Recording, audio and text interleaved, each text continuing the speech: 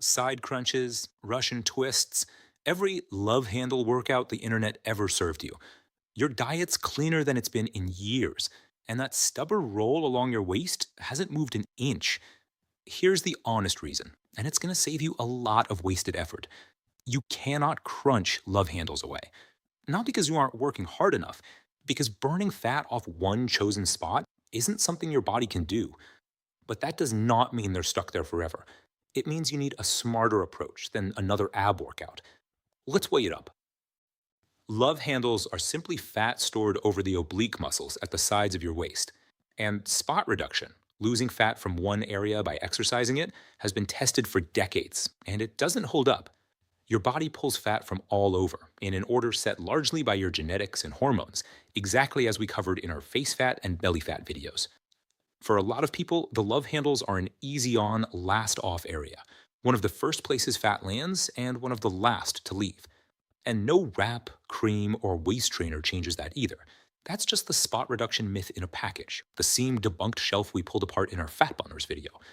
The real fix was never a targeted move. It's lowering your overall body fat.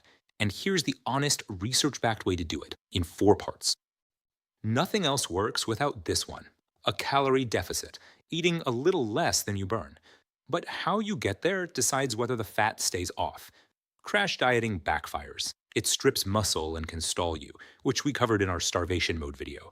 So the research points to moderate, not brutal.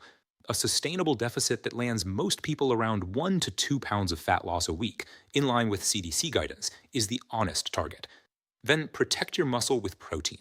It's the single biggest lever for holding on to muscle while you lose fat, and it keeps you full on fewer calories. For people training in a deficit, research commonly lands around 1.6 to 2.2 grams of protein per kilogram of body weight. Treat that as a general research range, not a personal prescription. Fill half your plate with vegetables for fiber and fullness, and go easy on alcohol. Harvard notes heavier drinking is specifically linked to more fat around the middle. Now, training. And no, not more side planks. Oblique exercises build the muscle under the fat. They don't burn the fat on top of it. Two things matter far more. First, resistance training. Its real job in fat loss isn't the calories you burn in the session. It's protecting the muscle that keeps your metabolism up, so you lose fat without losing your shape. We settled the cardio versus weights question in its own video. Second, cardio. And here's an honest one. High-intensity intervals are genuinely time-efficient.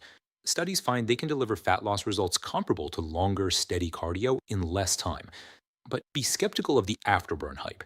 Meta-analyses find the extra post-workout calorie burn is small, often just a few dozen calories, not the metabolism transforming effect it's sold as. Use intervals because they're efficient, not because of a magic afterburn.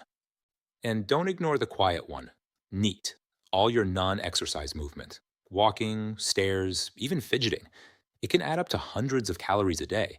And for the average person, a daily walk often does more than squeezing in one more gym session. If you feel like you're doing everything right and it still won't budge, look here. Sleep first. Aim for 7 to 9 hours. Poor sleep is a genuine physiological stressor, and it pushes the hormones that control hunger and fat storage in the wrong direction. Then stress. Chronically high cortisol is linked to more fat stored around the midsection, so a daily wind down isn't fluff, it's part of the plan. And one simple, well-supported habit for your blood sugar: a 10 to 15-minute walk after your biggest meals. Cleveland Clinic and UCLA Health both point to research showing even a short post-meal walk blunts the blood sugar spike and keeps insulin steadier, and it conveniently doubles as that NEAT movement. One quick note: if you take medication that lowers your blood sugar, check with your doctor first, because exercise can lower it further. The last step is the one nobody sells, because it isn't exciting: consistency. Love handles didn't arrive in a week, and they won't leave in one. And remember, this is often the last area to lean out. There'll be flat weeks and zero motivation days. That's normal, not failure. Aim to hit the plan 80 to 90% of the time, not a perfect 100. One off day doesn't undo anything. Your next meal is the reset. So, the honest 4-part recap. 1. You can't spot reduce. Love handles go when your overall body fat comes down, in the order your genetics choose. 2. A moderate deficit with plenty of protein does the heavy lifting. 3. Lift to keep your muscle. Use cardio for efficiency, not for afterburn, and move more all day. 4.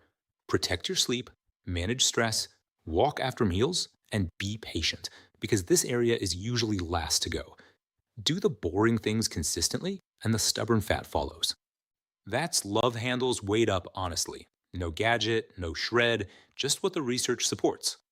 Thank you for watching and for choosing the real plan over another quick fix. We're grateful you're here. If this helped, follow Weighing It Up and turn on notifications. We post several videos a week on fat loss, GLP-1s, and diets, and the bell is the only way to catch them as they land. And tell us in the comments, which of the 4 steps has been your missing piece? We genuinely love hearing how you're getting on.